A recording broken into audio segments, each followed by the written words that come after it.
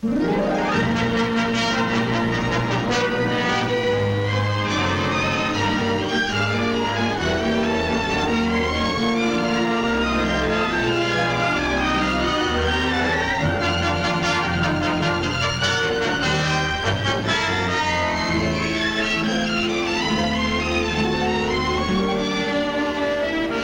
the historic voyage of Columbus, the science of map making has played a leading role in the birth and development of America.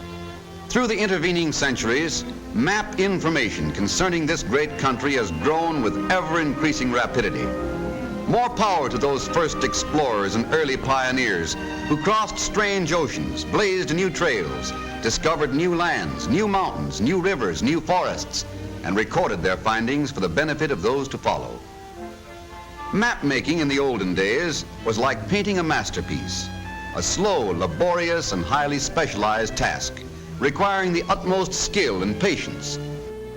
Map making today has the speed of our modern streamlined methods, but it is still a highly specialized occupation. Today, the finest maps, formerly the prized possessions of the privileged few, can be had for the asking. Presto! And right at their fingertips, modern motorists can have an information bureau on any road they may wish to take. But how many of us ever stop to think what a tremendous task it is to keep constant check on the millions of miles of roads in the United States? The biggest catch in making road maps is keeping them up to date. Modern map makers have solved this by developing a trick method of printing. Revised maps can be put out every 2 weeks. By this method, maps can have their faces lifted without fuss or feathers. Here's how it's done. Every time a road is to be built or repaired, symbols showing its progress are overprinted onto the latest edition of the regular road map. The map company's expert draftsmen spend all their time checking road reports and drawing in symbols indicating latest road conditions. These symbols are first drawn on transparent sheets laid over the original master map, from which all road maps of that district are made. This particular symbol, for instance, shows that certain roads are under construction, but that detours are provided. This symbol will be drawn over every road that fits this classification at the time the map goes to press. But wait a minute. How does the draftsman know all this? It's a cinch he can't walk every mile of every road in the United States. Well, somebody has to. Who is this fellow with the 7-league boots? This work is done by field men, road scouts who each year travel the equivalent of many round trips to the moon. As a rule, these map detectives work in pairs, one man driving the car as the other plots road changes on his special chart book. Notations are carefully checked against special instruments to ensure complete accuracy. Drawing a straight line in a moving automobile on a bumpy road is one job that calls for a steady hand and a car that smoothly cooperates. These road changes, when carefully drawn to scale in the graph books, are now ready for the big leagues, the master detour maps in the drafting rooms. Here is another type of symbol often found on up-to-date detour maps. This one indicates road under construction, but open to traffic. In other words, drive with care. Automobile club scouts like these also run down valuable road clues. These men often do 2 jobs at once. Besides gathering data for the latest detour maps, they also check new findings against old United States Geological Survey topographical sheets. On these, they not only indicate the topography of the land, drawing in all mountains, canyons, and rivers, but they also check official mileage figures from point to point, comparing them with those already listed on the survey sheets.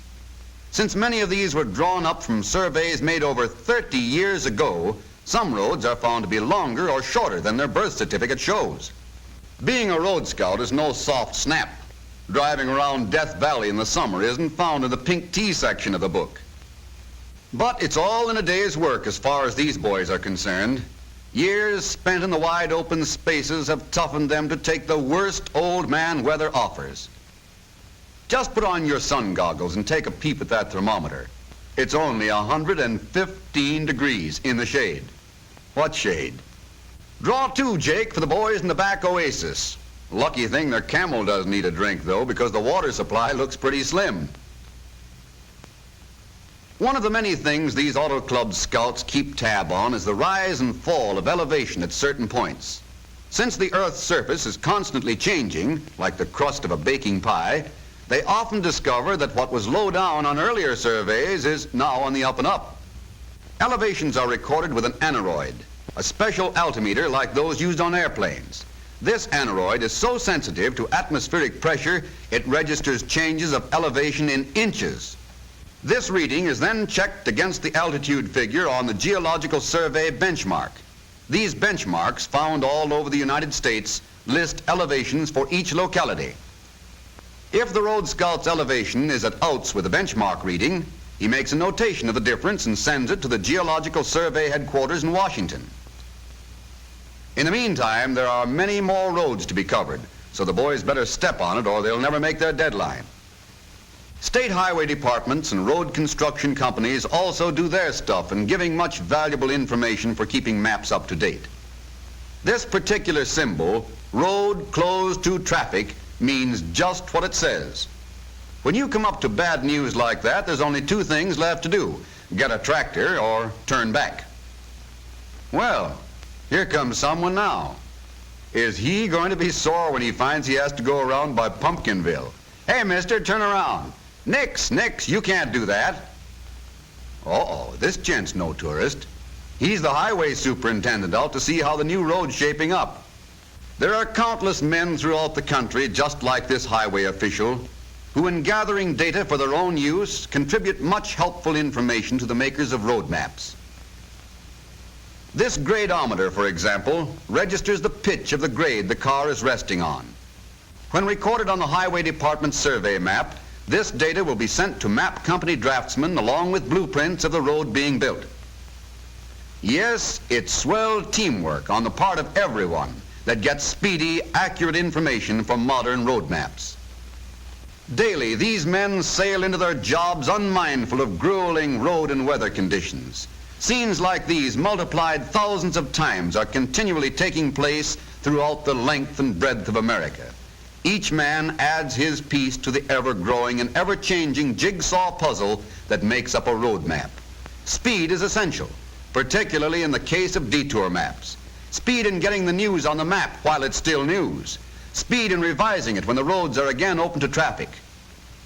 When all this last-minute road information has been transposed to the overlay sheet, the sheet is removed and placed in a special vacuum frame. A huge camera then photographs the overlay onto a glass negative.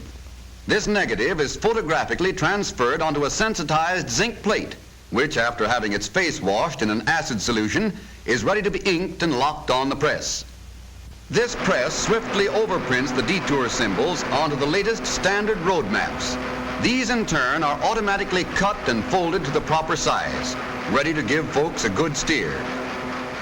Yes, map making has changed, has kept pace with a changing America. Modern maps guide us over the modern roads of the land, over great superhighways such as the famous New Pennsylvania Turnpike. Modern maps taking today's motorists where they want to go, when they want to go, quickly, comfortably, and safely.